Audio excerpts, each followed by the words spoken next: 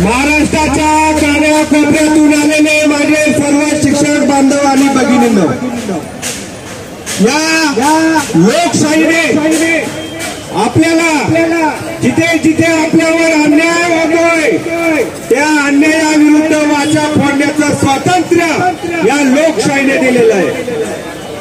काल एक माणसा म्हणतात यांना टप्पा कसा मिळतो हे बघू। ते माणसे धमक्या देतात, तुम्ही शिक्षण मंत्र्यांच्या विरोधात बोलू नका, अर्थमंत्र्यांच्या विरोधात बोलू नका। त्या महाशयांना या आझाद मैदानातून या मंचातून आवाहन करू इच्छितो, या जयंत बाबर सहित महाराष्ट्रातला प्रत्येक शिक्षक, या भारतातला प्रत्येक शिक्षक या चाणक्याचा अंश आहे। आम्ही कुणाच्या बापाला भीत नाही, आम्ही शासनाच्या बापाला तर घाबरत नाही। आम्हाला अटक करा, आमच्यावर गुन्हे दाखल करा, परंतु या सरकारला आम्ही प्रश्न विचारल्याशिवाय राहणार नाही।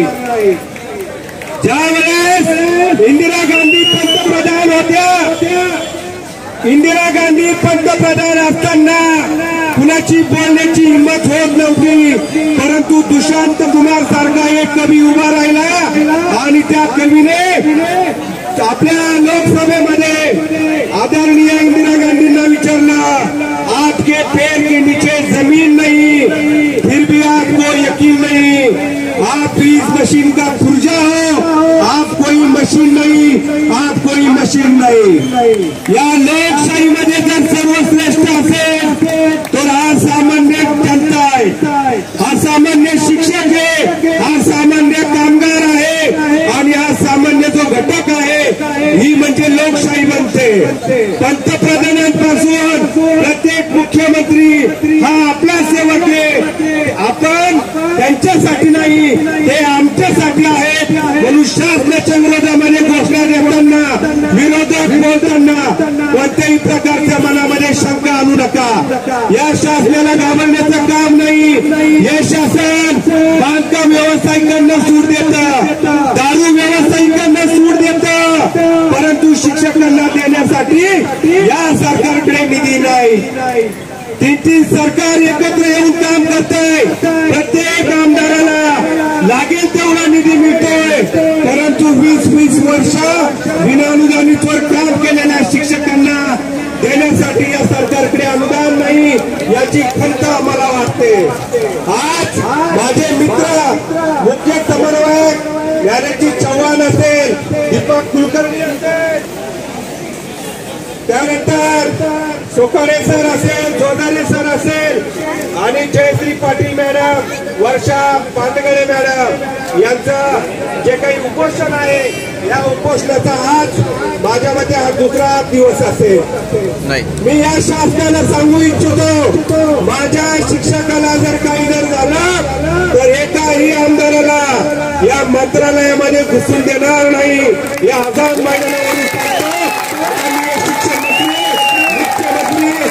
अर्थमंत्री यांनी हा आवाज जर ऐकला नाही तर येणाऱ्या काळामध्ये तुम्हाला याचे परिणाम भोगावे लागतील। यांना घाबरण्याचं कारण नाही, यांना घाबरण्याचं कारण नाही।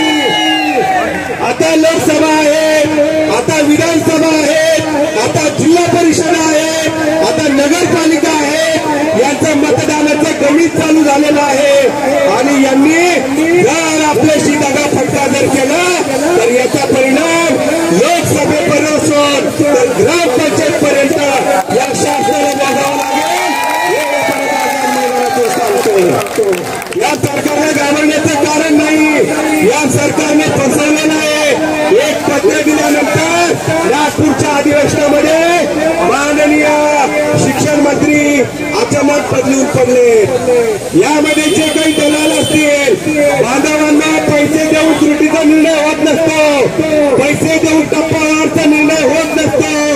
या आझाद मैदानातून देशाला स्वातंत्र्य प्राप्त झालेलं आहे आणि या आझाद मैदानातून सरकार आपल्याला अनुदान मिळवून देणार आहे। पैशाचं दखलण्याच्या मागे पडू नका, फसवणाऱ्यांच्या मागे जाऊ नका। कोणाची मान राहिली नाही की एका एखाद्या शिक्षकाला त्रास देईल किंवा कोणाची तपासणी लावेल कोणाचं जमत नाही. 20-20 वर्ष 50-50 वर्ष आयुष्याची गेलेली आहेत.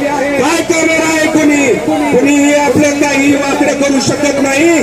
त्यामुळे यांना घाबरण्याचं कारण नाही. माननीय दर्वे साहेबांना मी काल भेटलो, किशोर भाऊ दर्वे यांच्याकडे गेलो. किशोर भाऊंना म्हटलं येणाऱ्या काळामध्ये आता शिक्षक आमदारकीच्या निवडणुका येऊ घातलेल्या आहेत. आपण जर हा प्रश्न मार्गी लागला नाही, टप्पा तर आमचा अधिकाराचाच आहे. 1160 कोटी आमच्या अधिकाराचेच आहेत. हे सरकार आपल्यावर उपकार करत नाही. समान काम समान वेतन हा आपला कायद्याने दिलेला अधिकार आहे. आणि हे जर सरकार देत नसेल तर या सरकारला मात्र आपण धडा शिकवल्याशिवाय राहणार नाही.